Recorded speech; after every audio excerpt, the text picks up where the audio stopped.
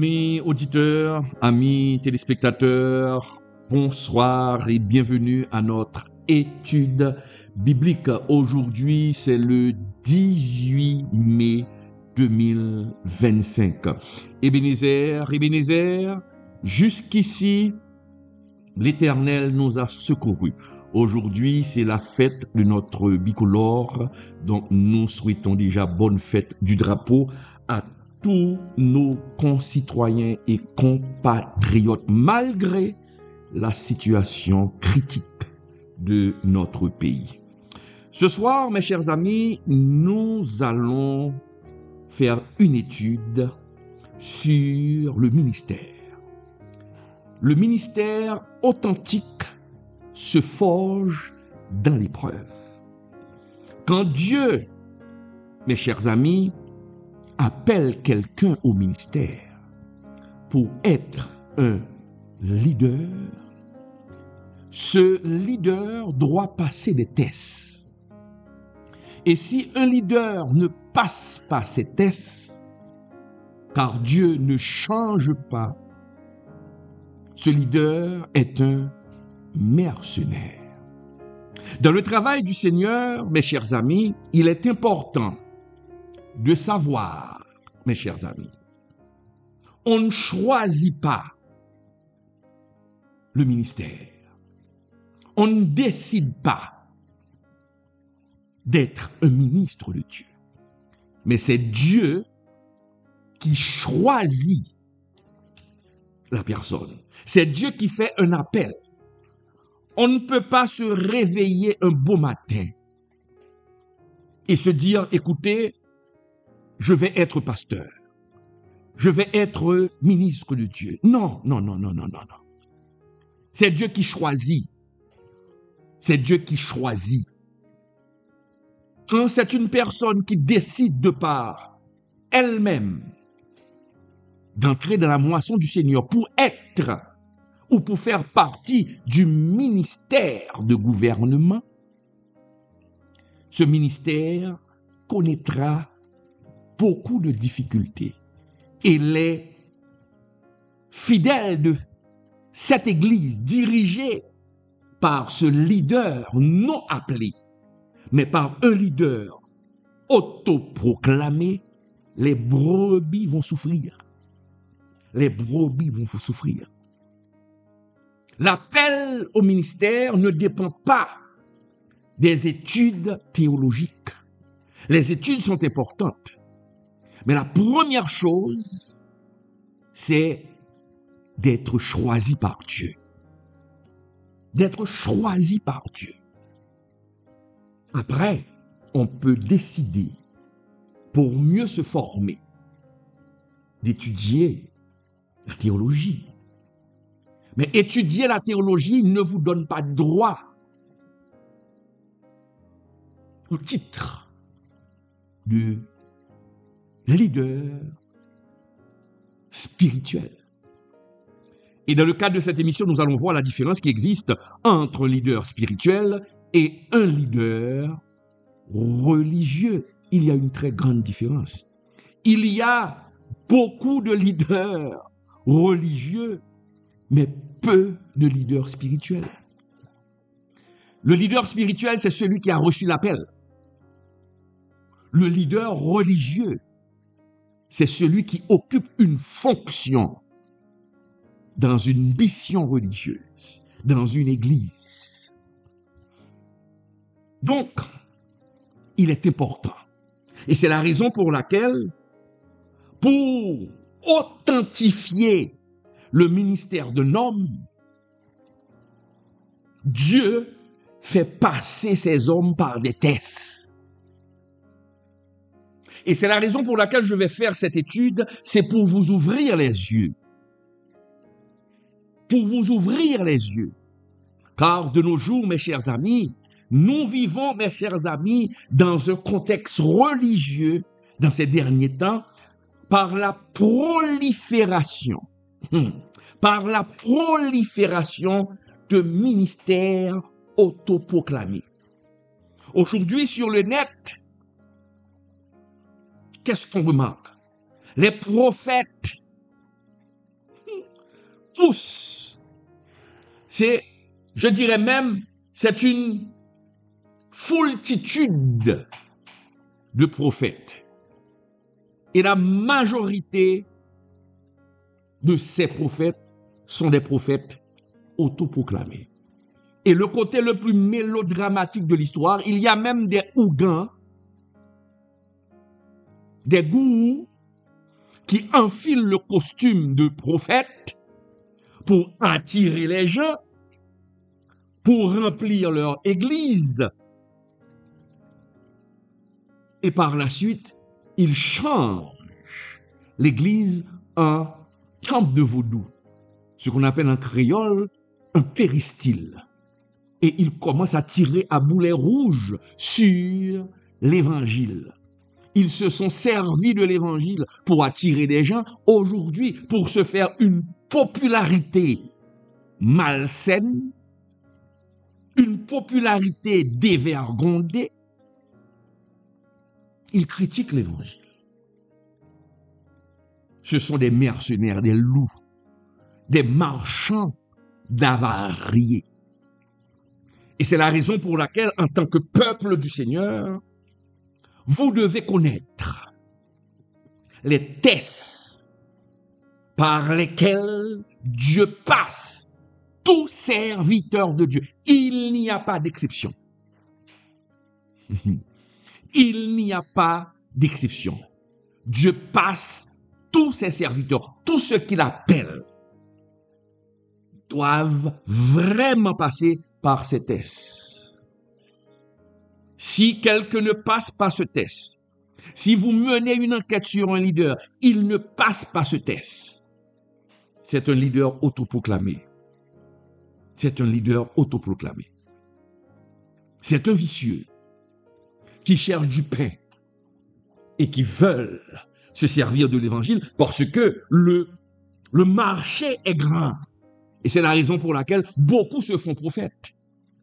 Beaucoup se font prophètes. Ils n'ont reçu aucun appel, aucune formation, ils n'ont jamais été sous la couverture de quelqu'un, sous la direction de quelqu'un, mais ils s'autoproclament prophètes. Et ce qui paraît encore plus grave aujourd'hui, presque tous les psalmistes deviennent des pasteurs, deviennent des bergers. Ils ont tous reçu l'appel. Mais nous allons voir ce soir les conditions pour être un appelé du Seigneur. Les conditions pour être un appelé du Seigneur, pour être leader. Mes chers amis, nous allons comprendre aujourd'hui, ce soir, à travers cette étude que nous allons faire, nous allons voir quels sont ces tests. Je crois que cette émission se fera en 2 parties, parce qu'on ne pourra pas voir tous les éléments, toutes les données concernant les tests que Dieu passe. Ce soir, nous allons faire cette première émission et mercredi, nous allons continuer. Parce que vous devez savoir, pour qu'on ne vous donne pas des vessies pour des lanternes, mes chers amis. Donc, cette étude biblique que je vais faire ce soir, se propose, mes chers amis, de démontrer que nul ne peut véritablement entrer dans le ministère sans un appel clair et divin. Cet appel, mes chers amis, n'est pas une simple ambition personnelle, mais c'est une convocation céleste. Et quand Dieu vous convoque, avant de vous élever, vous devez passer par un processus de formation, un processus de brisement et d'obéissance. Tous ceux qui sont passés par ce chemin vont se reconnaître. Mais tous ceux qui ont court-circuité pour se faire leader vont également se reconnaître comme mercenaires. Et vous allez voir que les ministères de ces hommes autoproclamés ne durent jamais. Ne durent jamais. Et ce sont souvent ces autoproclamés qui déforment la parole de Dieu pour de l'argent. D'ailleurs, ils n'ont pas d'intérêt pour les âmes. Ils n'ont pas d'intérêt pour les âmes.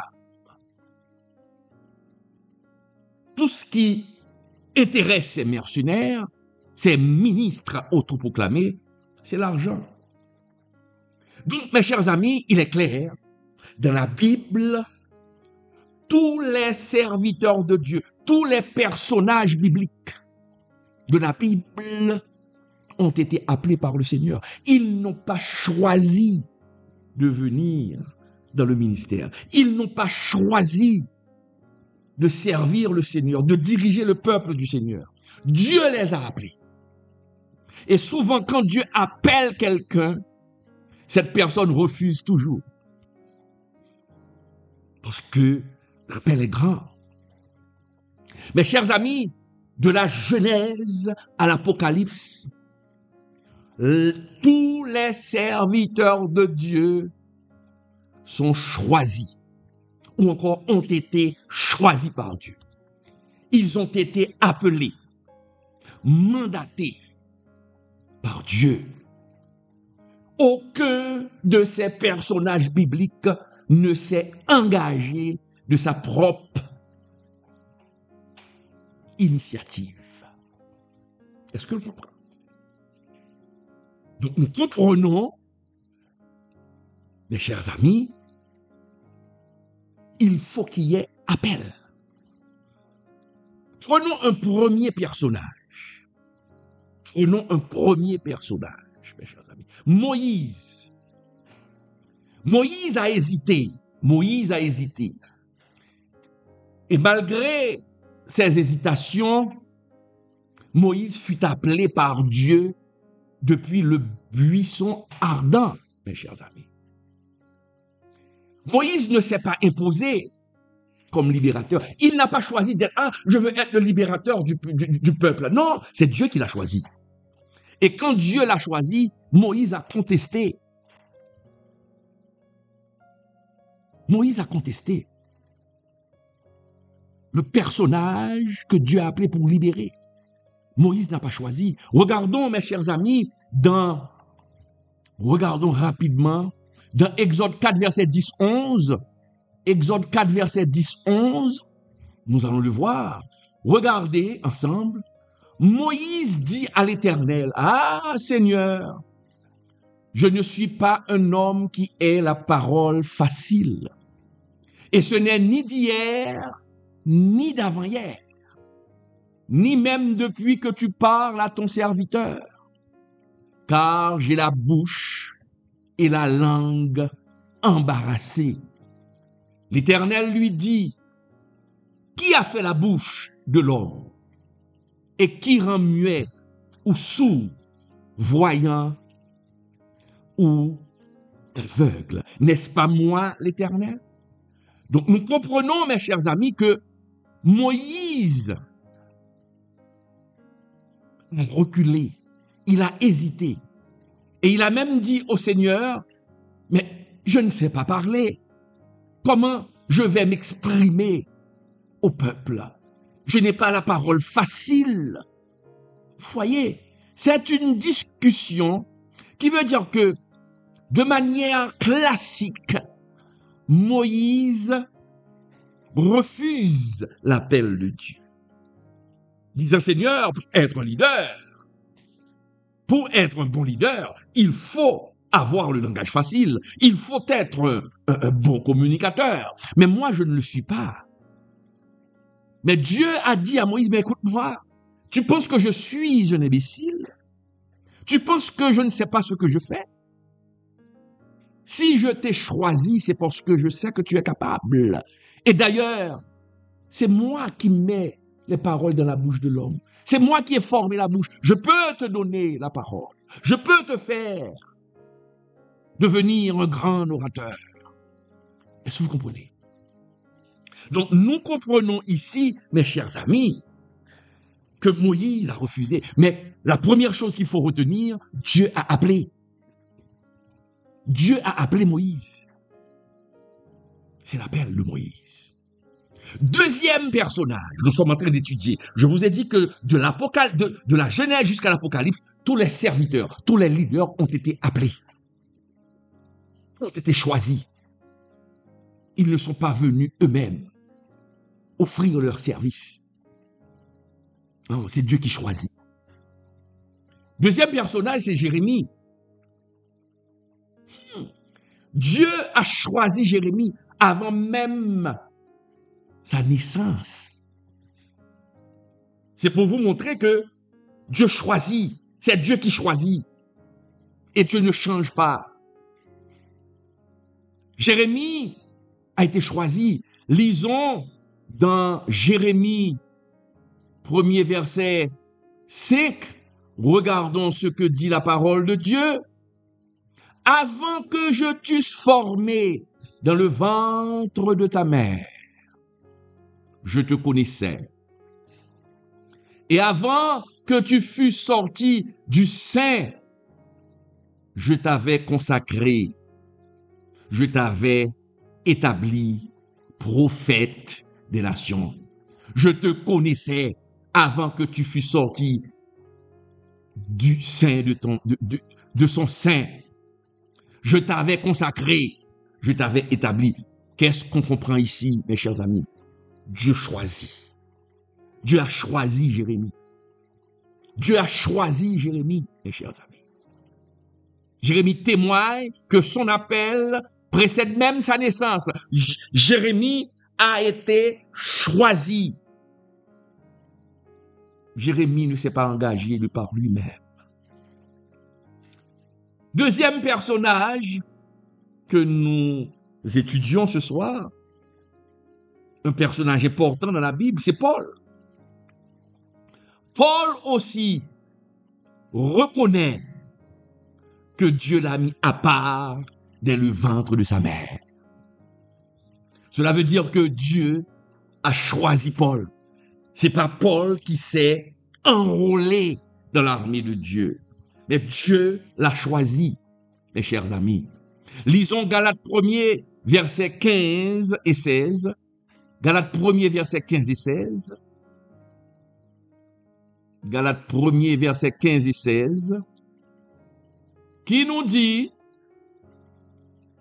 mais lorsqu'il plut à celui qui m'avait mis à part dès le sein de ma mère et qui m'a appelé par sa grâce de révéler en moi son Fils afin que je l'annonçasse parmi les païens. Aussitôt, je ne consultai ni la chair, ni le sang. Mes chers amis, ces exemples démontrent, mes chers amis, que le ministère n'est jamais une initiative humaine. Je reprends. Le ministère, ce n'est pas le choix humain. On ne décide pas. On vient de prendre 3 exemples. On a parlé de Moïse, on vient prendre l'exemple de Jérémie et de Paul. Ces 3 personnages bibliques ont été choisis. Ont été choisis. Donc, quand tu choisis, c'est à toi de répondre. C'est à toi de répondre. Donc, c'est ça, l'appel divin pour le ministère. On ne rentre pas dans le ministère comme ça. On ne rentre pas dans le ministère de cette façon-là. Le ministère, mes chers amis, commence avec l'appel. Je dois faire pour vous la différence parce que quand je parle du ministère, écoutez,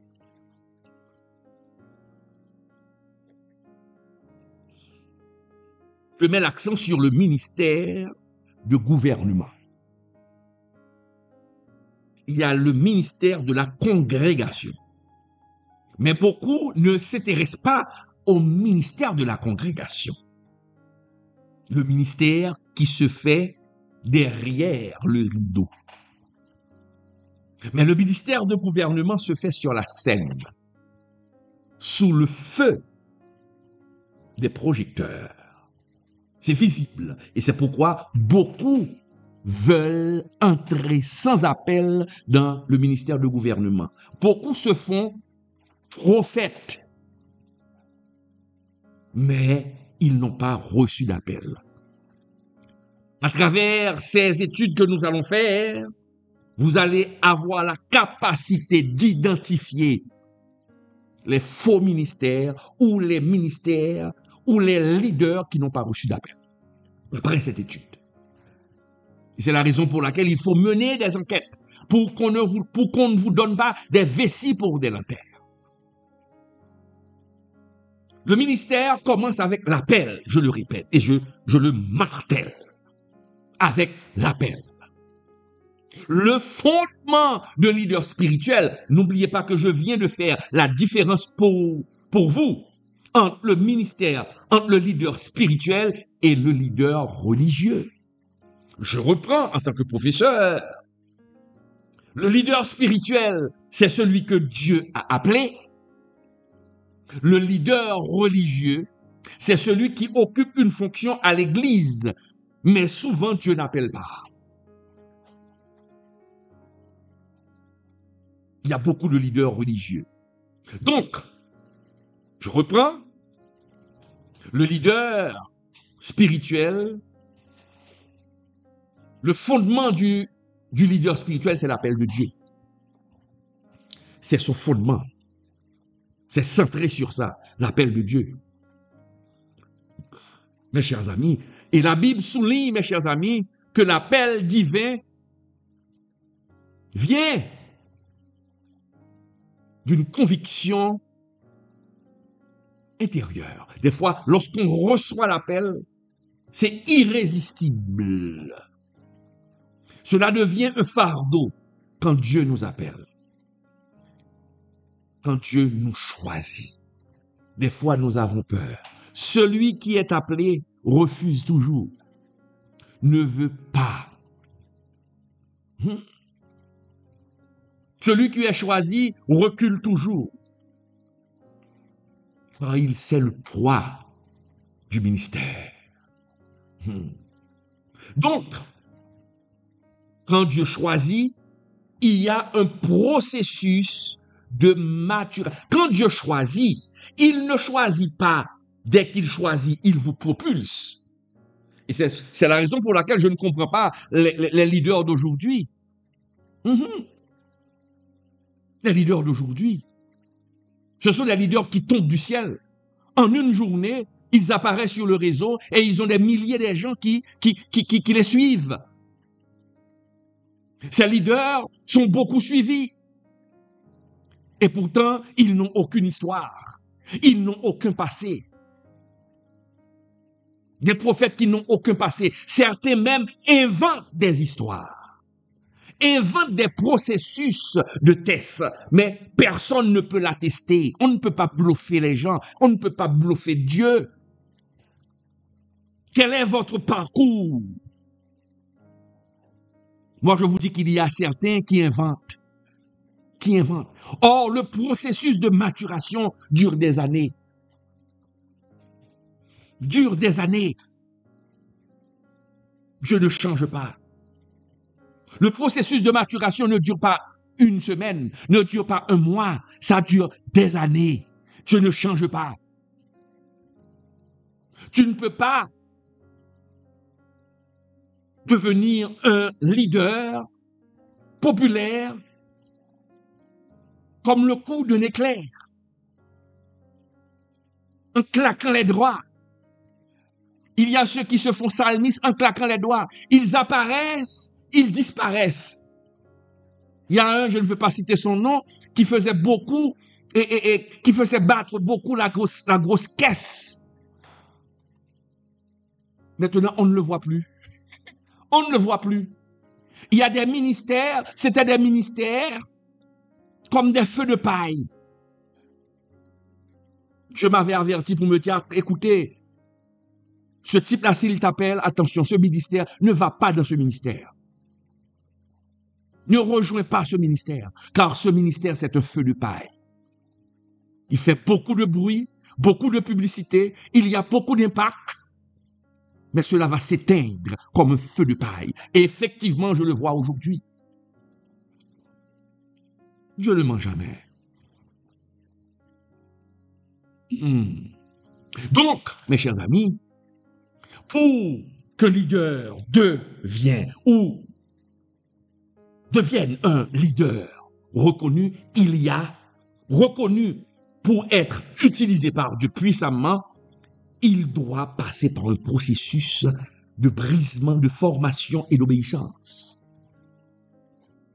Il faut une confirmation, une préparation et une très longue période de mise à l'épreuve.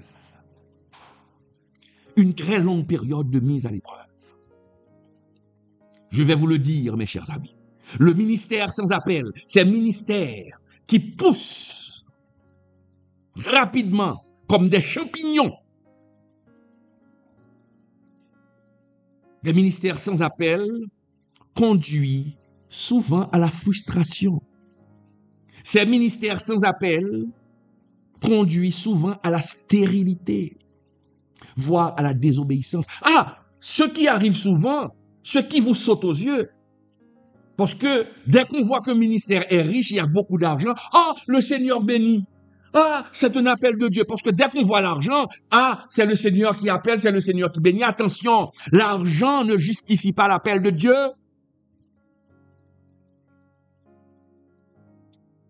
L'argent n'authentifie pas un ministère. Car il y a tellement de magouilleurs qui organisent des services de miracles, de faux miracles, qui font des mises en scène.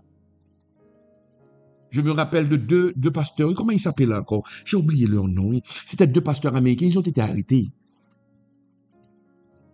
Ils organisaient des séances de délivrance et ils mettaient des agents parmi les foules, dans la foule, pour prendre des données, des informations de certaines personnes. Et avant le début du service, ces agents-là qui étaient un peu répartis dans la foule pour prendre des informations, rapportaient, popote, si je ne me trompe pas, popote, quelque chose comme ça, pour rapporter au pasteur, voici, il y a une dame dans la rue qui habite tel endroit, tel endroit, tel endroit, tel endroit, elle a tel problème. Et pendant le service, le pasteur, l'audacieux, sans appel, faisait semblant d'avoir l'Esprit de Dieu et disait, l'Esprit du Seigneur me dit que telle personne, madame et telle, il cite le nom, à telle chose, à tel problème. Ah, on est tout étonné. La foule est étonnée, mais l'Esprit de Dieu est là. Et pourtant, c'était une mise en scène. Et pourtant, c'était une machinerie. Des gens qui ont reconnu, qui ont donné des informations sans le savoir. Vous savez que quand on est dans la foule, on est venu prier le Seigneur. Des fois, on rencontre un frère, on lui explique ses problèmes, on lui dit voilà tel problème. Et pourtant, ce frère à qui vous expliquez ce problème est un agent du leader en chef.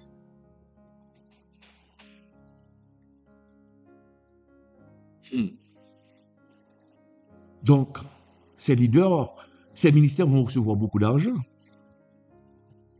Et c'est la raison pour laquelle je vous dis que même quand il y a de l'argent dans un ministère, vous allez voir, mes chers amis, même quand il y a de l'argent dans le ministère, l'argent ne justifie pas l'appel de Dieu. Car on fera tout.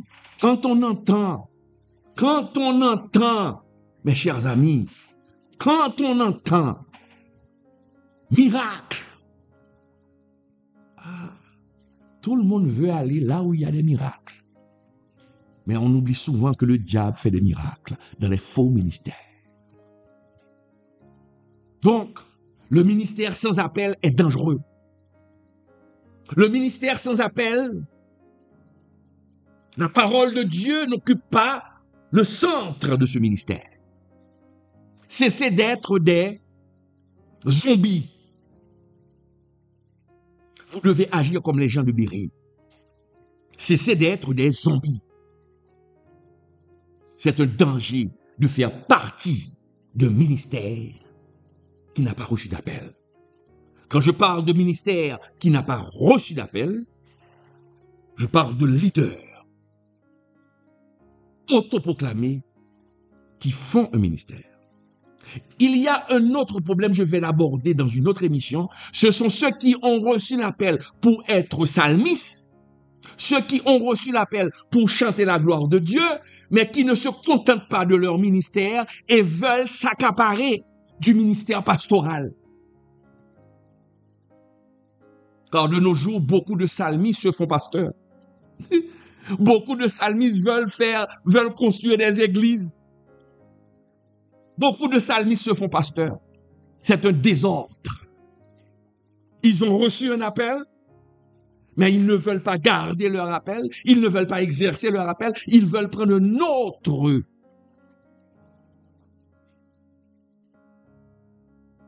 fonction.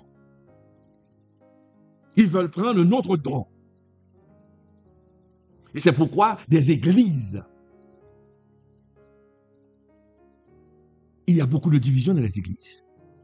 Il y a ceux que Dieu a appelés pour être un évangéliste, non pas pour être pasteur. Non pas pour être pasteur.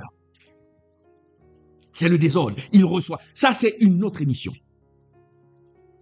Laisse-moi rester dans le cadre pour ne pas déborder un peu. Parce qu'il y a tellement de choses à dire. Je ferme cette parenthèse. Donc, un ministère sans appel est un danger. Est un danger. Et la Bible, mes chers amis, met en garde contre ceux qui se lèvent sans être envoyés. La Bible condamne.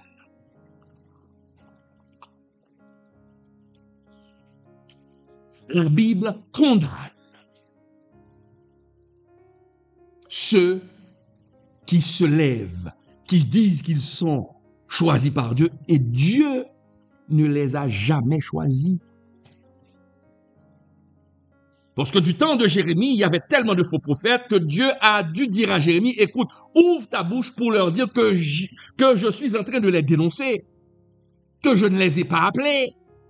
Ils parlent en mon nom, mais je n'ai rien dit.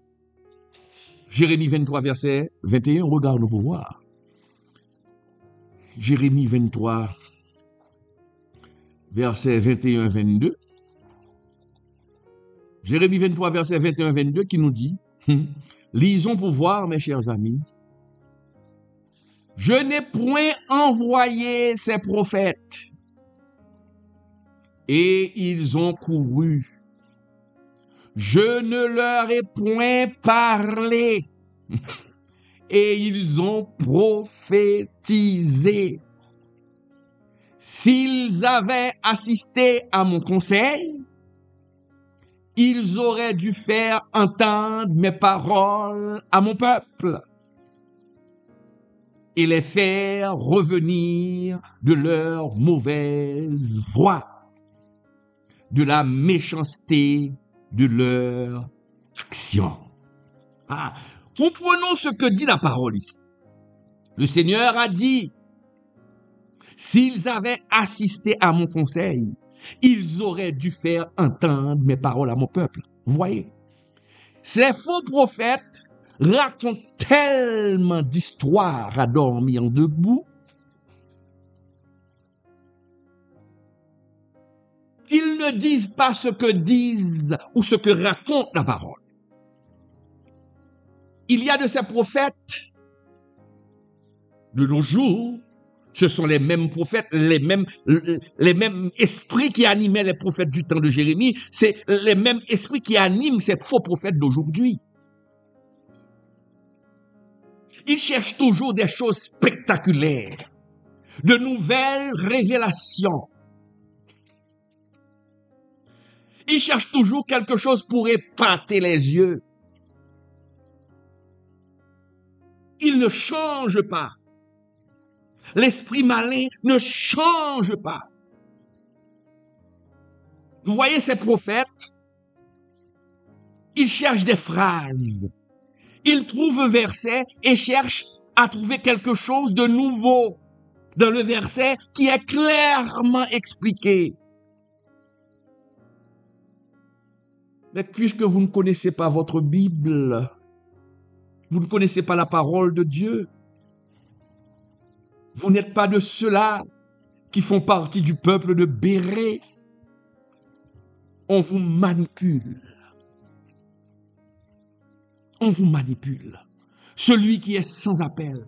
Regardez, Dieu dit, vous n'avez pas participé. Regardons encore ce passage, c'est clair. Ils ont couru,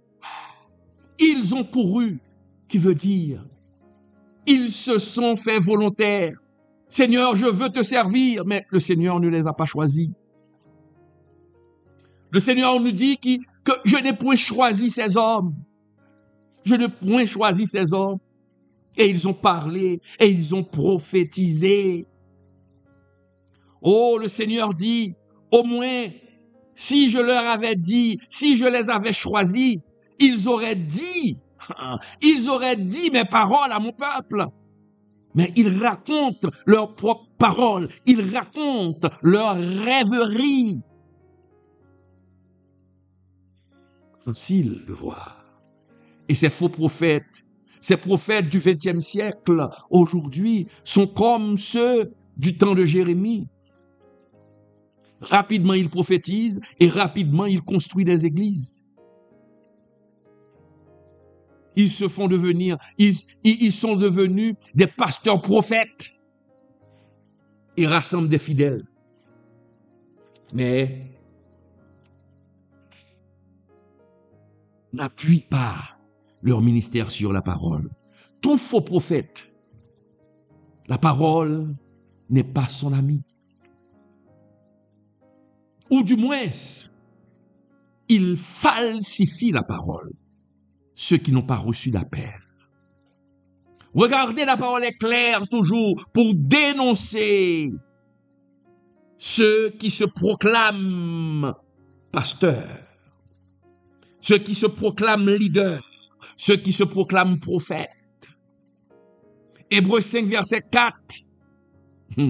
Parlant du ministère, parlant du sacerdoce, regarde ce que l'Esprit dit dans Hébreux, mes chers amis. Hébreux 5, verset 4. Regarde, lisons ensemble. Nul ne s'attribue cette dignité. Le ministère, hein? Nul ne s'attribue cette dignité s'il n'est appelé de Dieu, comme le fut Pharaon. Nul ne s'attribue, c'est clair, nul ne s'attribue cette dignité. S'il n'est pas appelé de Dieu. Donc nous comprenons, mes chers amis, que Dieu appelle, que Dieu doit appeler. Un ministère sans appel s'expose à plusieurs dangers. Je l'ai dit tantôt, s'expose à plusieurs dangers.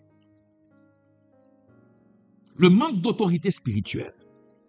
Le manque d'autorité spirituelle. Quand on n'est pas appelé, on n'a pas d'autorité spirituelle. On n'a pas de puissance sur les démons.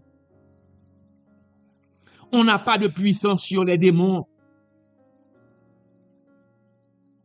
Les démons vous dominent au lieu de dominer les démons. Parce que vous n'avez pas d'autorité spirituelle, vous n'avez pas eu d'appel. Et c'est la raison pour laquelle ces leaders autoproclamés doivent recourir à la machinerie, doivent recourir au mensonge, doivent recourir à la mise en scène.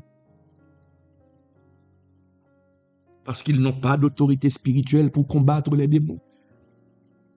Ils n'ont pas d'autorité spirituelle pour chasser les démons. Vous allez voir que le ministère sans appel, dès qu'il y a opposition, attention, ça quitte. On quitte. On laisse tomber le ministère. Regardez avec le programme Biden. Le programme Biden a déshabillé beaucoup de ministères, a déshabillé beaucoup de ministres. Parce que beaucoup de ministres ont fui, sont rentrés dans le programme Biden, sont allés aux États-Unis, alors ils ont une église. Et comment ils dirigent l'église? Ils dirigent l'église par WhatsApp. C'est prendre des gens pour des imbéciles. C'est prendre des gens pour des imbéciles. On laisse le ministère, on a reçu un appel, Dieu vous a donné un troupeau, et vous prenez femmes, enfants, vous partez dans le programme Biden et vous dirigez l'église par WhatsApp, par Zoom.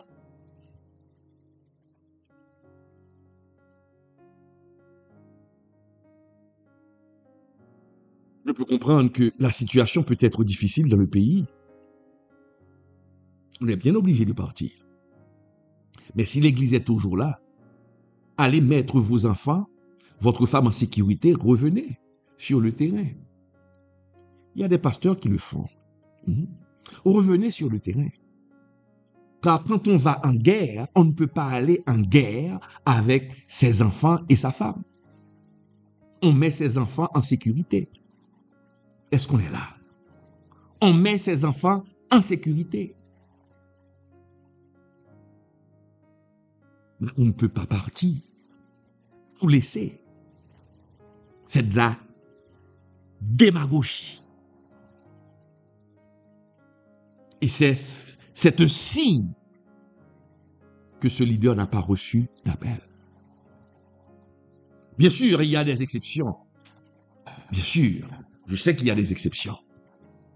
Mais on ne peut pas avoir une grande assemblée, mes chers amis, et laisser les gens, laisser les brebis périr et aller se prélasser sous le soleil de la République étoilée. Instabilité devant l'opposition. C'est un signe que ce leader n'a pas reçu d'appel. Dès qu'il y a opposition, il est prêt à laisser tomber. Dès qu'il y a opposition, il est prêt à faire du compromis. Pourquoi le ministère sans appel? Il ne tient pas tête. Le ministère sans appel ou le ministre sans appel accepte toute chose, accepte toutes sortes de compromis.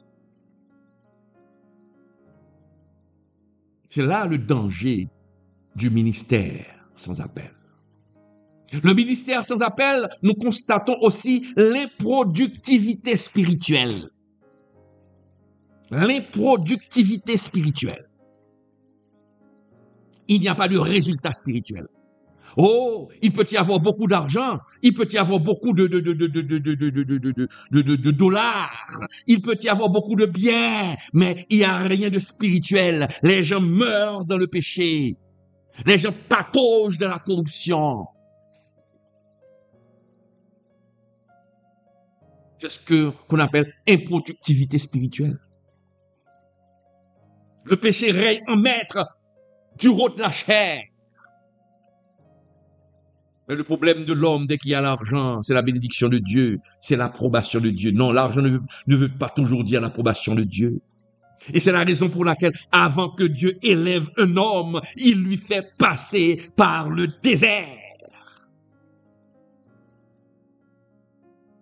Par les caisses de l'élévation. On aura à voir ça, mes chers amis. On aura à voir ça. Vous êtes chanceux d'être sur la chaîne. C'est une grâce d'être sur cette chaîne. Parce que je suis en train de vous enseigner la parole de Dieu, pour vous ouvrir les yeux. Je ne vous amène pas vers moi, je vous amène vers Dieu, parce que moi, je suis en train de chercher Dieu. Je dois vous ouvrir les yeux pour que les mercenaires cessent de vous dépouiller.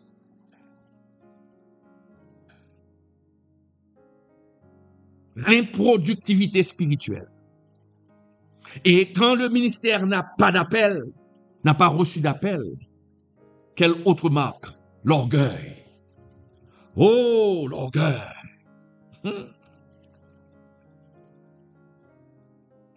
Ceux qui dirigent le leader sans appel, ceux qui dirigent le leader religieux, c'est l'orgueil. L'orgueil qui remplace l'humilité du serviteur. C'est grave, mes chers amis. C'est grave. Donc, il y a plusieurs signes qui accompagnent, mes chers amis, le faux ministère, mes chers amis.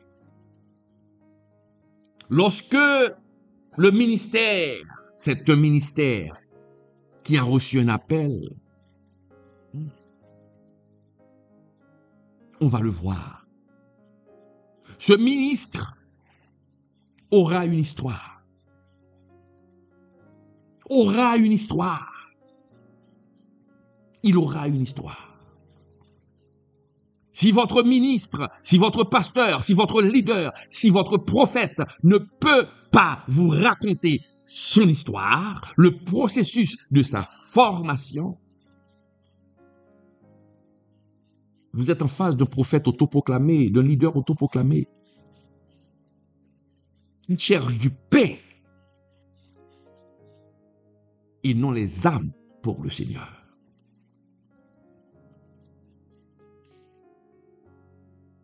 Tu dois avoir une histoire, mes chers amis. Une histoire. Quand on reçoit un appel, on le sent. C'est une conviction intérieure. C'est une conviction intérieure. Ça, c'est important. Mes chers amis, c'est ça. C'est ça. Et je le répète et je l'ai dit dernièrement, le ministère n'est ni un métier, ni un refuge pour les ambitions personnelles. Non, le ministère n'est pas un refuge pour des ambitions personnelles. Et la parole de Dieu est claire. Et c'est la raison pour laquelle Dieu fait passer ceux qu'il appelle, ceux et celles qu'il appelle par des tests. Ils éprouvent, Dieu éprouve ce qu'il appelle. Et parfois, l'appel au ministère, celui qui est appelé au ministère, ses épreuves seront beaucoup plus dures. Je vous parle en connaissance de cause. Je vous parle en connaissance de cause, mes chers amis. Et c'est pourquoi la parole de Dieu dit, il faut les éprouver. Il faut les éprouver. Que nous lisons dans 1 Timothée 3, verset 10. Regardons. 1 Timothée 3, verset 10. Il faut les éprouver. On les éprouve d'abord et qu'ils exercent ensuite leur ministère s'ils sont sans reproche. Voilà. Qu'on les éprouve d'abord et qu'ils exercent ensuite leur ministère s'ils sont sans reproche. Qu'on les éprouve d'abord. Ah, papa. Qu'on les éprouve d'abord. Donc, nous comprenons que le ministère, ce n'est pas un terrain facile. Il faut recevoir l'appel de Dieu. Et laissez-moi vous dire, toute tentative d'entrer dans le service de Dieu sans appel mène à la confusion, à la catastrophe. J'ai dit tout à l'heure, quand le ministère est sans appel, même quand ce ministère connaît un succès monumental, c'est un feu de paille. Car il y a de ces gens-là, il y a de ces leaders qui sont des entrepreneurs. des entrepreneurs. Ce ne sont pas des leaders spirituels, ce sont des entrepreneurs. Ils savent comment faire de l'argent. Ils savent comment manipuler les gens.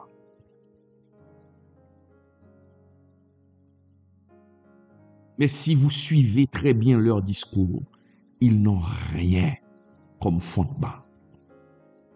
Ils n'ont rien comme fondement. Je vous ai dit dernièrement, durant mon ministère, cette étude que je fais là, c'est pas de la théorie, c'est de la pratique. Je suis passé par le feu et par l'eau. On ne connaît pas mon histoire. Mais vous allez connaître mon histoire parce que je suis en train d'écrire un livre, une autobiographie sur ma vie. Donc, durant le début de mon ministère, le Seigneur m'avait interdit de faire partie de certains ministères. 3 leaders ont fait appel à moi. Le premier, le Seigneur m'avait dit, écoutez, tu ne dois pas suivre ce type-là. Il aura un grand ministère, mais malheureusement, ce sera un ministère qui sera sans fondement. Cela va apparaître et cela va disparaître. Ne va pas dans ce ministère, même quand il t'appelle. Et j'ai écouté le Seigneur, mes chers amis. Et c'est pourquoi je dis que Dieu existe. J'ai écouté le Seigneur. Ce ministère a connu une popularité extraordinaire. Alors que moi, je connaissais des difficultés financières. Mais j'ai écouté ce que le Seigneur m'a dit. J'ai écouté. Certains des pasteurs de ce ministère m'ont même envoyé des SMS. À l'époque, c'était des SMS. Pour me dire, ah, écoutez, le petit perdant, le pasteur Camille, le petit perdant, hein, tu seras toujours en train de dispenser des cours, tu ne connaîtras jamais le succès. Et le Seigneur m'avait averti. C'est un feu de paille. C'est un feu de paille. N'allez pas dans ce ministère. C'est un feu de paille. Même quand tu vois le succès explose, c'est un feu de paille. Certains vont mal finir dans ce ministère. J'ai écouté le Seigneur. J'ai écouté le Seigneur. Et près de 10 ans, 20 ans plus tard, j'ai donné raison au Seigneur. Sa parole ne ment jamais. Un deuxième leader m'a appelé. Et le premier leader, ça je peux le dire, c'était un leader sans appel. C'était un leader sans appel. Le ministère a disparu. Le deuxième leader qui m'a appelé,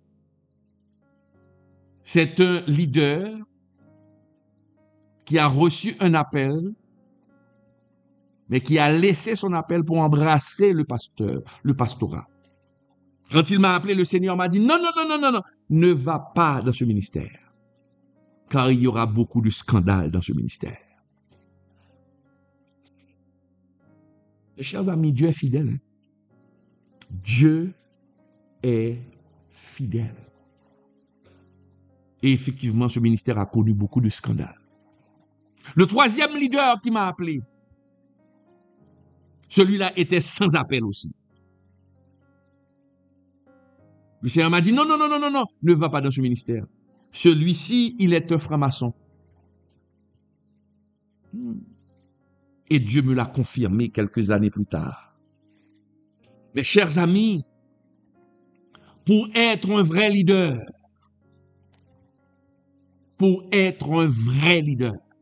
vous devez recevoir un appel de la part du Seigneur. Nous avons vu ce soir Jérémie. Nous avons vu ce soir, on a parlé de Jérémie, on a parlé de Moïse, on a parlé de Paul. Pour être un bon leader, vous devez être. Vous devez recevoir un appel clair de la part du Seigneur. Chaque serviteur véritable doit pouvoir dire, mes chers amis, je n'ai pas choisi ce chemin. Je n'ai pas choisi cette voie. C'est Dieu qui m'a appelé. Chaque serviteur véritable, chaque leader véritable doit pouvoir dire cette phrase. Est-ce que tu peux dire cette phrase? Parce que tu sais pertinemment si Dieu t'a appelé ou c'est toi qui as décidé d'entrer dans la moisson du Seigneur sans appel. Il est facile de reconnaître ces gens de ministère. Dans notre prochaine émission, nous allons voir les tests. Et c'est pourquoi je vous dis que dans une seule émission, nous ne pouvons pas parler de tout, nous ne pouvons pas avoir toutes les notions. Ce soir, nous avons vu ensemble que pour avoir un ministère, pour être un leader, il faut il faut recevoir l'appel. Et si on ne reçoit pas l'appel, mes chers amis, ce ministère est appelé à connaître beaucoup de difficultés. Et les fidèles de cette église sans appel, sous la direction de ce leader sans appel, vont souffrir. Vont souffrir. Parce que pour être un leader, pour diriger un peuple, il faut avoir le cœur du berger. Nous aurons à voir beaucoup de choses. Nous aurons à voir beaucoup de choses. Donc, mes chers amis, il faut être comme les gens de Béret. Étudiez. Étudiez.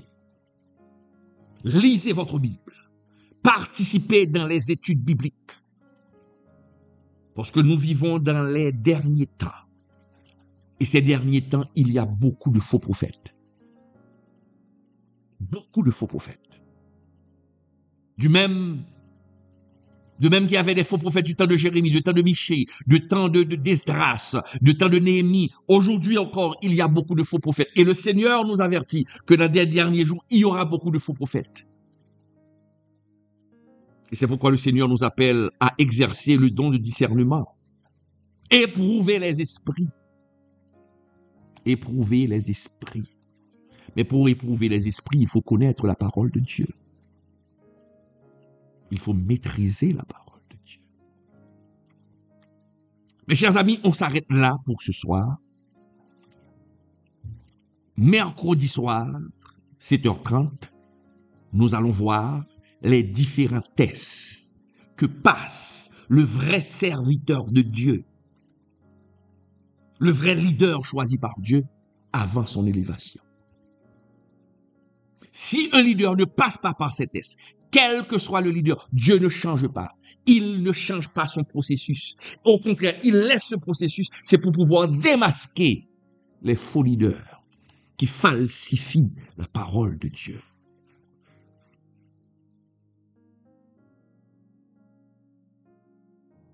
On s'arrête là ce soir. Je vous remercie d'avoir été des nôtres. Merci d'être fidèles à cette chaîne YouTube. Merci de supporter ce ministère. Le ministère du pasteur Claude Emmanuel Camille, le ministère international de soutien psychologique. Merci à tous. Et merci à tous ceux et toutes celles qui ont permis dernièrement la réussite de notre programme Mobilisation pour sauver la vie. Continue à nous supporter. Nous avons besoin de votre aide. Nous avons besoin de votre support. Support de la prière, mais aussi support économique. Supportez-nous. Appelez-nous et supportez-nous. Je vous ai béni à travers ce message. on doit aussi me bénir. Ce n'est pas un péché, mes chers amis. Dernièrement, j'ai fait un programme, c'était pour les gens. Mais si on veut me bénir personnellement, parce que je vous ai béni, je vous ai ouvert les yeux, eh bien, faites-le. Et le Seigneur ne manquera pas d'ajouter plus de bénédictions sur votre vie, plus de bénédictions dans la vie de vos enfants. Merci d'avoir été des nôtres. Merci encore de nous supporter, mes chers amis. À la prochaine. Je vous donne rendez-vous demain matin, 6 heures, pour la méditation de la semaine. Bye bye.